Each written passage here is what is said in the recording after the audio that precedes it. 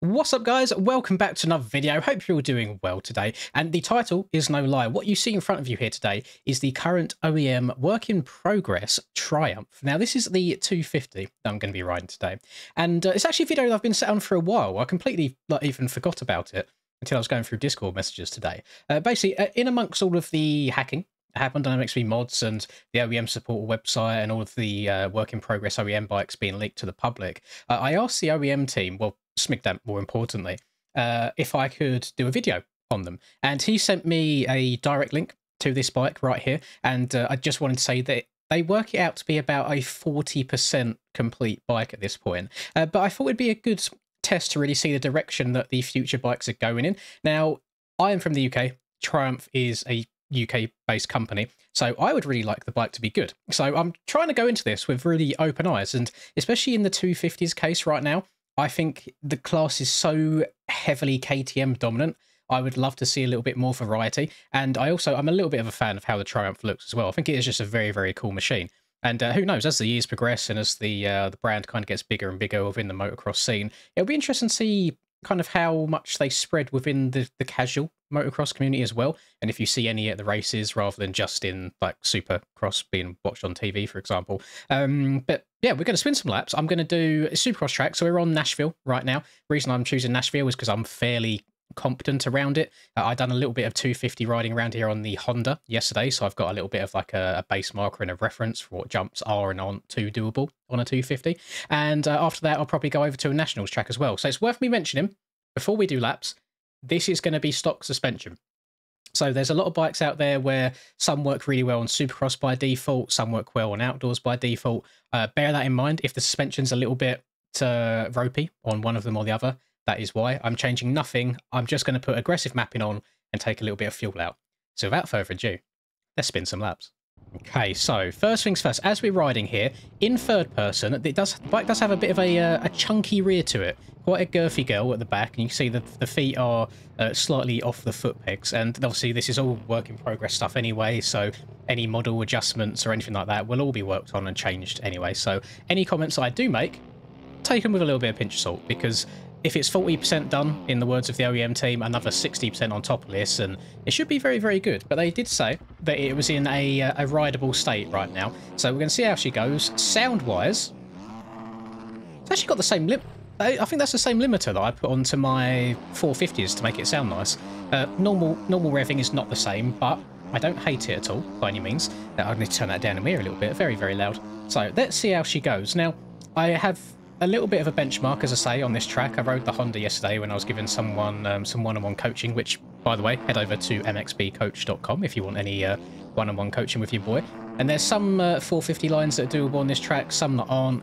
For example, in this rhythm section that I'm in right now, you can go triple in, quad, and then triple single. But the quad in the middle is a big old stretch, so it all depends on really how you take off. What I'm interested to see straight away is how this bike handles corners, and how it handles things like whoops or bumps. So completely stock suspension, handled that pretty damn good. And it's going to be interesting to see what the power's like. Because 250, very, very KTM dominated class. When I ride 250s, I can feel the power of the KTM, but I'm not the biggest fan suspension wise. I much prefer a bike like the Honda, for example, that you really haven't got to do anything to, and it's got decent power, but it's just not quite KTM standard. So we're going to see how this bad boy rides, and getting lines like that triple onto the table there felt very straightforward.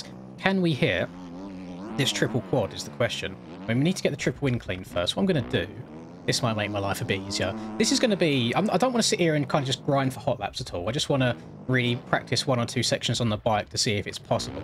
Because you also have to bear in mind that I am not the best 250 rider in the world. I'm used to my 450 bikes. I'm used to having just unlimited power. That seemed to pop up and over that pretty easily. Let me do that again, make sure it's not a fluke. Obviously, how you land in this rhythm section makes a big difference on how you get the quad as well, so your tripling has to be fairly clean. But 2 laps back to back there, okay. I'm liking it. And then it looks like tucking into some of these ruts doesn't feel too bad. The front end so far, in like the lap and a half I've done, feels quite stable, which is really, really nice. And also, I believe, don't take this as 100% fact, because this is just me just guessing at this point. I don't know if as the OEM team are testing these bikes out, if they're doing it on the current tyres that we have, or if they're doing it on a separate work in progress set of tyres. So I'm doing this on the tyres that we have currently now in game. So like the mid-soft 80, not mid, is it mid-soft? 80 on the front, 120 on the rear. No, 100 on the rear is what I'm using right now. And if you are a 250 rider, I would recommend trying out the 100, because the 120 seems to just bog the bikes down a little bit too much, in my opinion, and makes them feel very slow and sluggish. So try out the 100. I think you still get a really, really good amount of grip without sacrificing too much overall speed. So there you go, there's my little tip of the day. And so far it feels pretty good. Planted in the corners, the back end's not sliding out on me too much, the front end seems fairly stable. Through the whoops it's absolutely fine. I don't know how these whoops ride too well on 250s, to be fair, because you do lose quite a big amount of speed on 250s through whoop sections. But so far so good. It doesn't seem like disgustingly quick, so through the sand for example it certainly feels a little bit on the sluggish side here.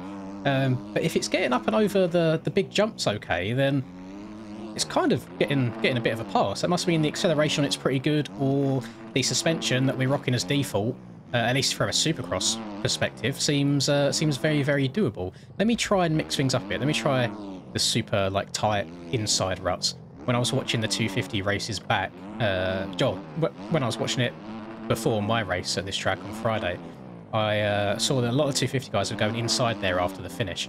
Probably because, especially once the corner gets eroded, trying to triple in is probably a little bit difficult. Trying to get through the whoops here. Can we slow down and double our way in? Yeah, and then try and hold a nice tight line. Rolling on the throttle. Off we go, double, triple. Can we get the oomph? Oh, a little bit short there. A little bit short. Double out. Oh, I didn't mean to be in fourth gear. I might case this. No, still up it okay. Okay.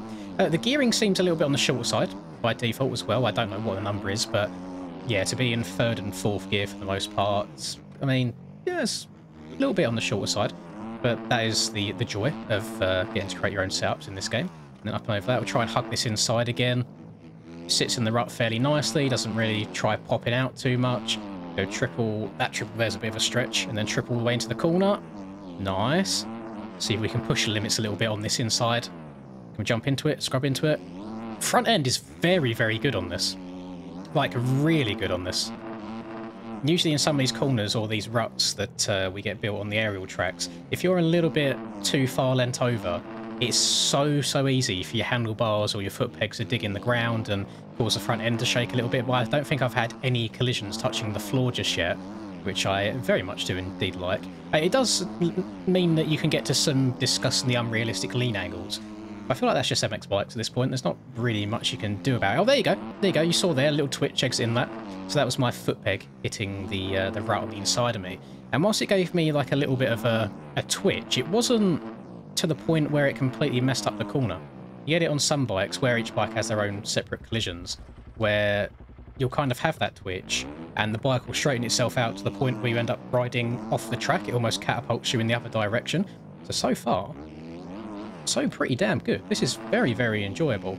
And I'm hoping that, obviously, oh god, I'm spitting on my own, well, chucking on my own spit, I do apologise. So I'm hoping that the final product of this Triumph, whether it's 250 or 450, I don't know if they're going to make a 450 bike yet, and as well as getting the beta, I believe the beta 450 is also in the works.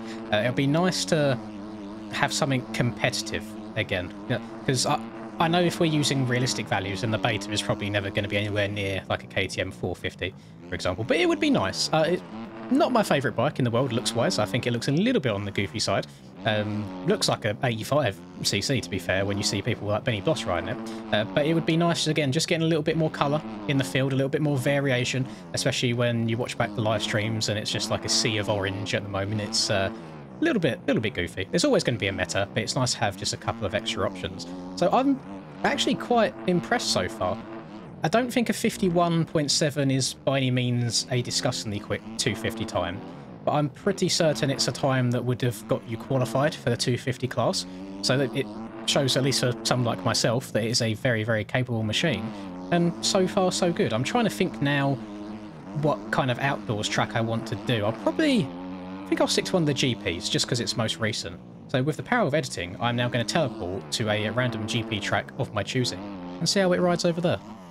just as proof as well. So I'm loaded up here on France. The reason that I've chosen France is I feel like you either go big or you go home. You know, I'm just showing you here that if I compare to default, I'm just changing the mapping, drivetrain's the same, suspension the same, and a little bit less fuel. 80 on the front, 100 on the rear, save, random letters, okay, done, to track.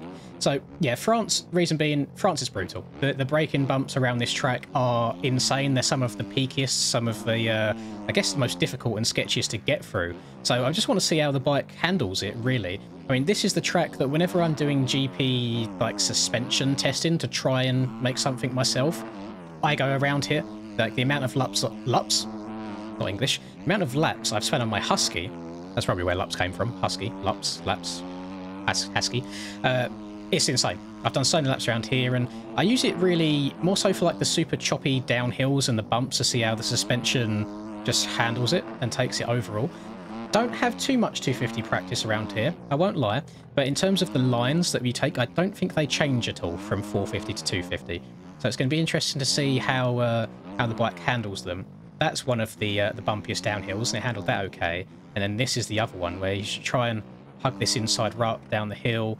Couldn't really get slotted into that inside just there. The bike was dancing underneath me a little bit. But you also have to bear in mind that I have not got the muscle memory built in for this bike yet either. Every bike has their own set of turning. Do a little tire tap through there. It's nice and satisfying. Scrub the table. Kind of blip. Oh, come on, survive. No, okay. So, that right-hander... Please stop. That right-hander there before you drop down, combined with the left-hander in the hill in the middle, the bike didn't want to lean over quite as quickly as I would normally expect the 250s to lean over. So it either means that the bike is a little bit longer in terms of its geometry by default, or it's a little bit on the heavier side. So we're going to see about that, and of course these are things that you can tweak and change by changing geometry if you want to shorten your swing arm, increase your fork height, all of that good stuff. So let's try and work our way through this very, very difficult mechanic section again, overshooting the outside in that corner. So far, Supercross seemed to be quite easy.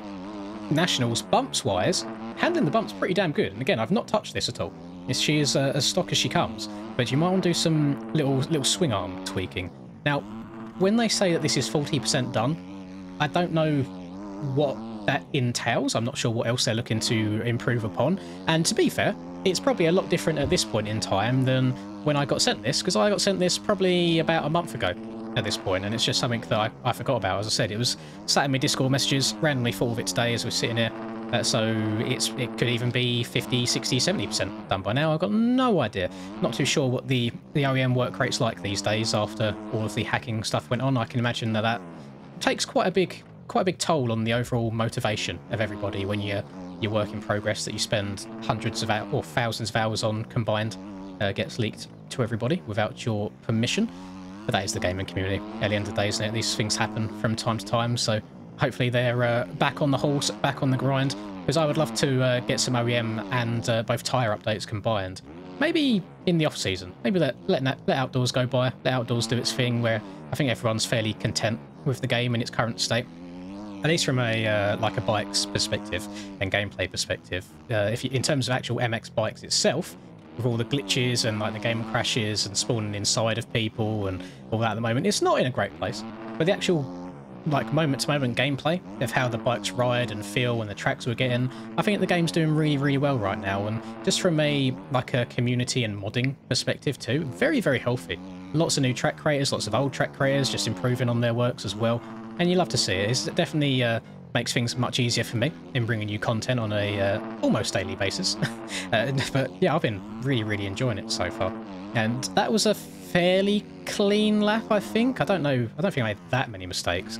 And that was a 140. So you're probably looking at maybe like 135-ish or something like that for 250s to be a rapid lap. So definitely some improvement. But again, I like to not really look at my lap times too much on the 250s because I'm atrocious. And oh, this is a little bit of a, not really a story time, but updating you for the future. So I am from Great Britain. The Great Britain MX team, the Nationals team at the moment, is looking more and more stacked as the months go on, with people getting incredibly fast at the game. So each year, if you have no idea how MX Nations works, I think they take like the top 10 in points from each country. they are selected to ride, and then you kind of split yourselves off into your either MX1, MX2 or open classes.